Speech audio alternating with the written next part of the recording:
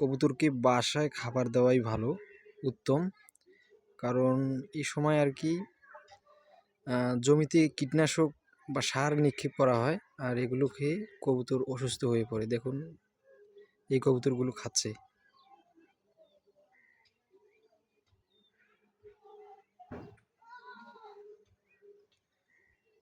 তো এই ইনফরমেশনের জন্য একটি লাইক তো পাওয়াই যায়, তাই না? একটি লাইক দিয়ে দেন। সবজি কবুতর, সুন্দর কবুতর, কিন্তু তারা কীটনাশক খাচ্ছে, খুব দুঃখজনক। ওহ, অসাম কালার, মাশাআল্লাহ।